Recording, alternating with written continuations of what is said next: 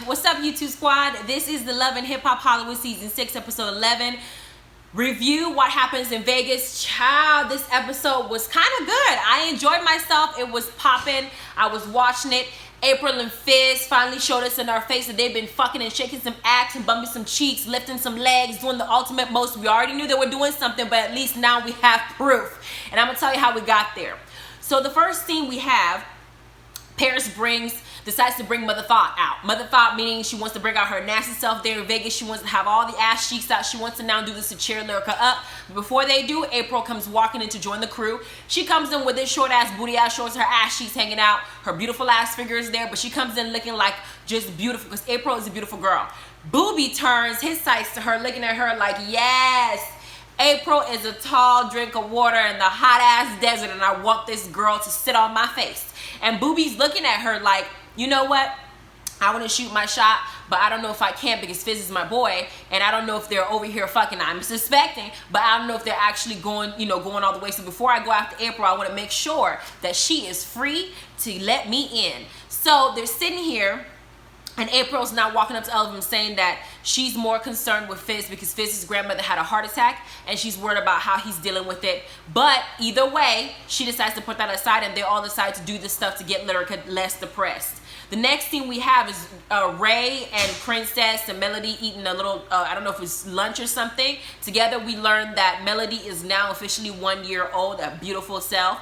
And Ray is now at this dinner trying to let Prinky know that he wants to go. He's going to be going to Vegas for the for the last B2K final tour show, and also that he was invited to be a part of this whole immature tour where he's going to perform as well. He's going to bring him some bread. Princess is irritated because she's thinking like, you haven't been home to be a part of this whole family life that we got married and we decided to have.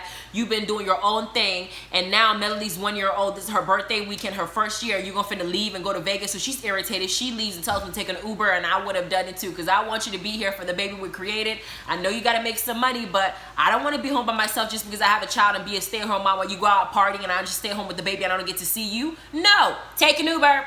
So we got the next scene. We have Zell, Boobie's fine self, A1 and Mickey Monday are out meeting up for lunch or dinner. And Zell and all of them are trying to convince A1 to go and talk to Lyrica. Lyrica is super depressed. She's at the hotel. The last episode, he was at the pool party not giving a fuck about his damn wife. So they're all trying to convince him to go and talk to Lyrica to kind of smooth things out. And A1 decides to now tell him that he's hurt. What? You're hurt. Didn't we start this episode by finding out that you done fucked Summer Bunny, but now you're the one that's depressed? Lyrica left your ass because you cheated on her. And he's taking up that, well, she cheated on me first. She cheated on me and, she cheated on me and I'm holding it because I'm hurt. But we saw them renew their vows. We saw them do all of this with the understanding that you guys are deciding to now move on. This can't be a marriage where if you did this to me, I'm going to do this to you, like a tit for tat type situation. Marriage, it never works. It builds resentment because you now don't trust the other person.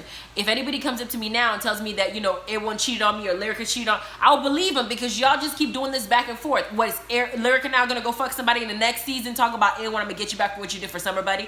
It's like, it doesn't make any sense why y'all are married if this is how you behave. But A1 is not willing to go and meet with her because he doesn't want to start an argument.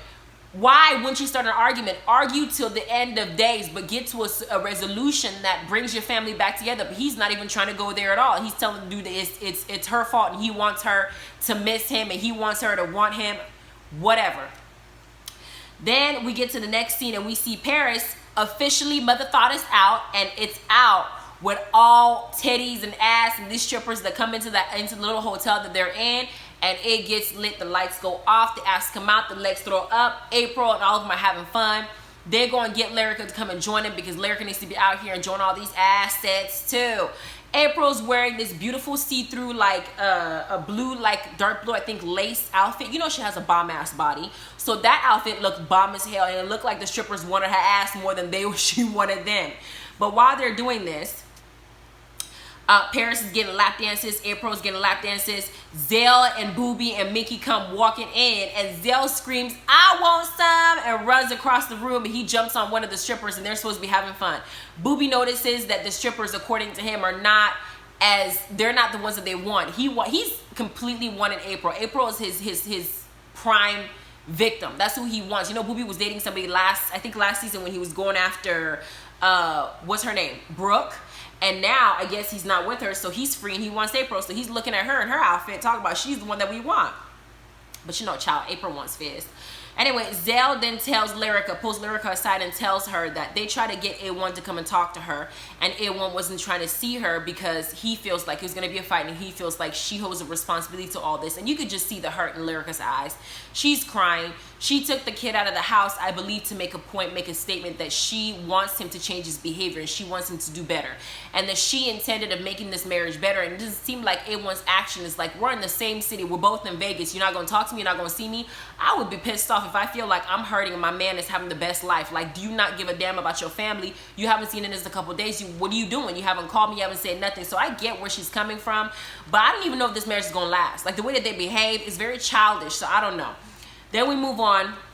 Jason's colorism Lee decides to go back to his family and disclose to his brothers how he felt right before they're doing. Another one of his brother, Rodney, got shot at 27 years old, and he was like apparently a father figure to him. So he wants to have this memorial to commemorate his death, but to do that he wants all his siblings, and I guess he has 10 brothers and sisters. He wants them all to come together to do all this, and it'll be the first family function. They've been together for a very long time. But before that happens, Jason wants to let him know that, you know, he went to foster care when he was like 7 years old. He didn't experience the same family dynamic that they experienced with their father, who had all these kids with different women but couldn't dedicate his, you know, a certain amount of time with the, you know, the kids, which makes sense. You can't just have kids with all these different women and think that it's going to be the same. They're not all in the same household.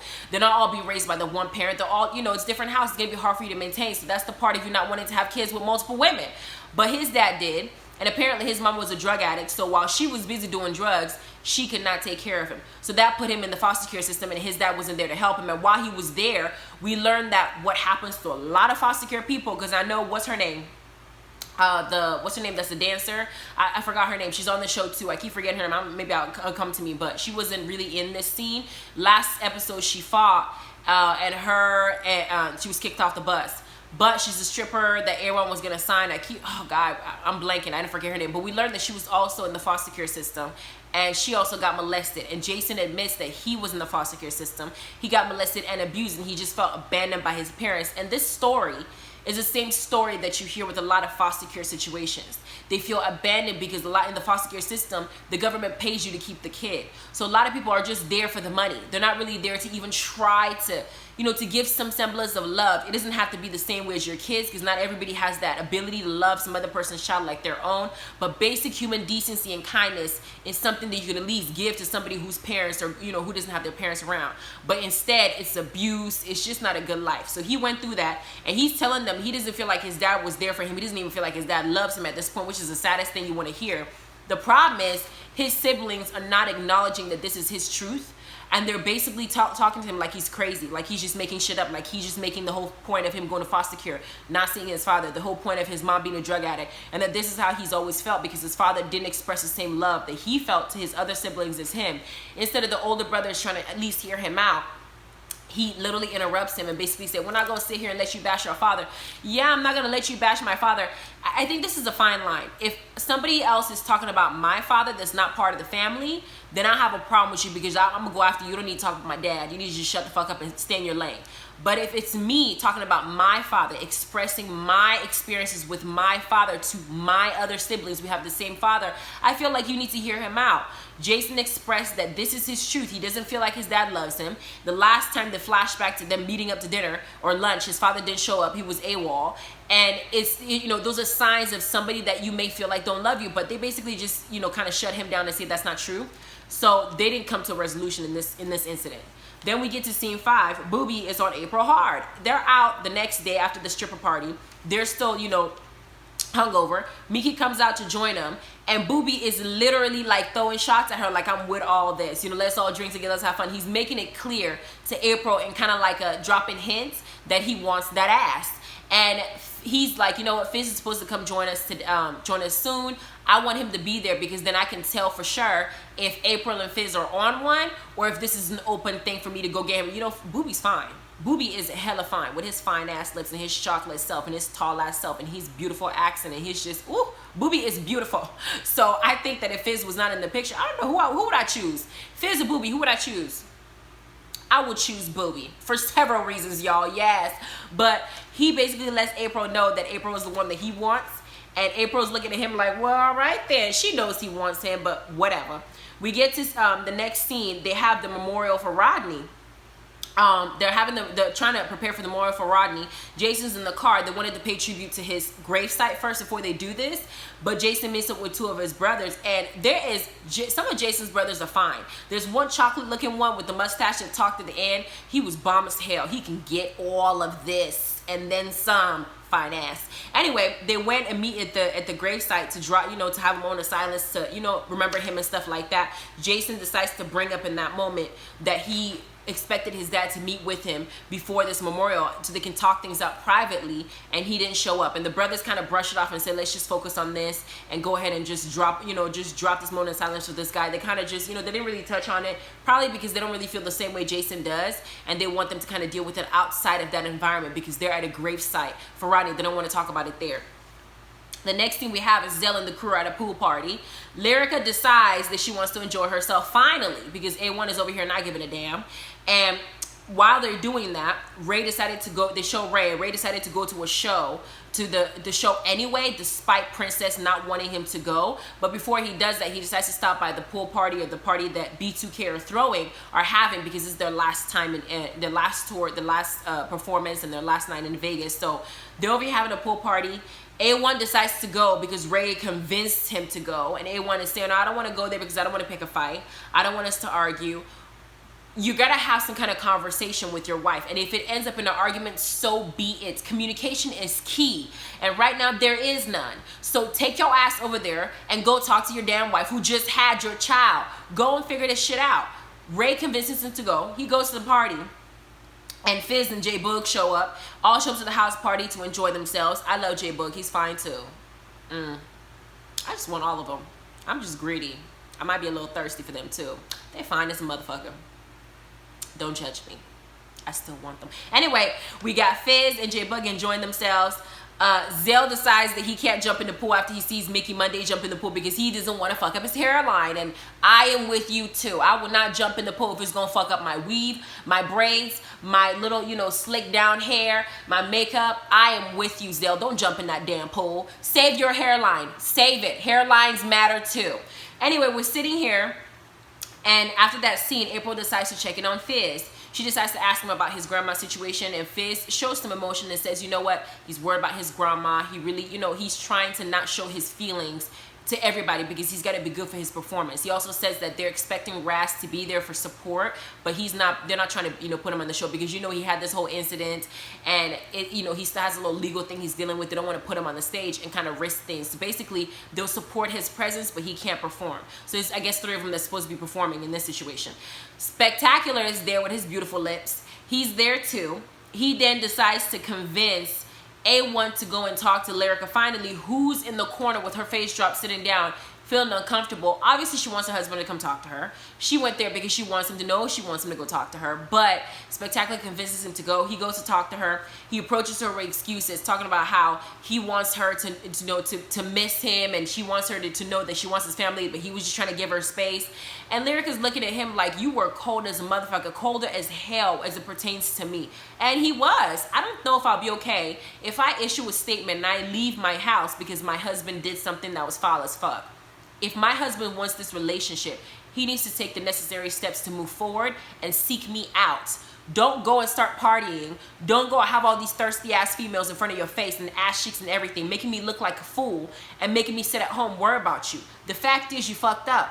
Come and show me that you give a damn. And A1 wasn't doing that. So for him to approach her with excuses, she did clock that, like, yo, you've been doing all this stuff and you've been foul as fuck. Finally, A1 decides to heal and decides to say, you know what, I was wrong, I was fucked up. I really do want my family. I really love you. You're my soulmate. I just want us to get back to the way we were. And he ends up kissing her feet, and I just wanted him to go ahead and suck her toes because you need to. But he didn't go that far. I'm rooting for it though. Suck them toes. Suck them toes. Suck something other than Summer Bunny's ass. Anyway, the next scene we have Rodney's memorial. and only 4 of the 10 siblings show up to the memorial, including Rodney's daughter that apparently he had before he passed away, and she never got to meet him, which is the saddest thing ever. Their dad did not show up. Jason feels some type of way about his father, but he's willing to let it go, saying, you know what, at this point I just feel my father don't give a damn. He talks to one of his siblings, who then says that they didn't agree with his stance on how his father behaved, because they feel like his father loves all his children and he's there for all his children. They're not, you know, fucking with Jason's personal feelings when it comes to their dad. But Jason expresses that, well, this is, you know, Rodney's memorial, you ain't here, and the other siblings aren't there. I feel like the other siblings didn't show up as a statement to let Jason know that they're team dad and not team him, and they were willing to risk not being at the memorial because of that. But that's just my stance on it. It could be wrong. That's my take on it. We also find out that Jason expresses to all the brothers basically that he intends to build a better family moving forward. He's going to do his best. All his brothers speak, and, you know, rest in peace, Rodney. I hope everything works out. Gun violence is something that's affecting a lot of people, and there's no solution hasn't been here. I'm off of what Dave Chappelle said. All black folks need to go and get a registered weapon, because I think that if we all have one, then they'll change the rules, because this country don't want all of us to walk around weapons, right? So I say we go ahead and do what Dave Chappelle said. We all need to register for a firearm. Legal way, do it right, and see if they'll change the law. But right now, gun violence is a huge thing, and it's affecting a lot of people, and Rodney just happened to be one of them. And, you know, just like Nipsey, I mean, it's a situation that just, it's a lot. The last scene, the final scene we have is they flash back to the show everybody went backstage. It was a blast. Lyrica was twerking. A1 pulled her butt so she can finally see his wife's ass twerking on him. I'm so happy that you can tell they definitely do love each other. And she's over here saying, I haven't completely forgave him, but we know he's gonna go ahead and flip me over and bend me over because he was touching that booty the whole time. He's gonna have me doggy style screaming A1 all night. But we saw all that. Anyway, the next day, we see April and Fizz in the bed, red-handed. Fizz got this blue sweatshirt on, and April's in the bed with her shirt on, and she points out that her pants are across the room with her underwear still in them, which means her ass is in the bed butt ass naked, because she done got fucked and rubbed the hell down with Fizz's penis. And we finally get to see it, that she's been lying this whole time. They've been bumping cheeks this whole time, but now we get proof. Zell comes in with his camera talking about, I'm gonna take a photo, I'm gonna take a video, I'm gonna post it. We all gonna find out that y'all been in here really getting it in. Fizz then tells April as she's getting up to stay in the bed. Obviously, he didn't want her and her naked ass to come out of bed, because he might either want some more or he doesn't want people to really know yet, but Zell already got it on tape, so we all know. And that is how the episode ends, with April sitting up there, free balling under them sheets, caught red-handed, and us enjoying every beat of it, because now we can officially confirm what we already knew, that y'all have been lying to us the whole time, acting like we've been stupid, and y'all actually getting it in, and y'all been trifling as hell. April was Monique's friend. Fizz was Omarion's friend. Y'all over here doing grimy shit. But you know what? I'm all for it. April's a beautiful girl. Y'all going to have sex in the next episode. I can't wait till Monique finds out, because I want to see Monique go crazy on this, because Fizz keeps doing her wrong, and this is wrong. Out of all the girls, you keep picking people that she's going to get into a fight with. Why can't you pick somebody that's just random, that don't know her, that's not in her life, but you keep fucking up, Fizz? But now you done stuck your penis in April. I know Boobie wanted it there. I know that the game had it there, so you can just go ahead and join the lineup. They did give us a hint to the next episode of what's going to happen. Fizz and April go on a date. Fizz, she's like, Fizz, you're looking at me like you want something. He goes, I do. She goes in and finally kisses him. We see it. We see a whole bunch of shit happening next episode. I didn't really touch much into it, other than that Ray and Princess are still having the same problem. Princess is still pissed off because Ray is not putting into the family what she expects him to be putting in, and so she's irritated by it. We got A1 and Lyrica still trying to mend things. Fizz and April are going to be focused now moving forward, because now they're actually showing it.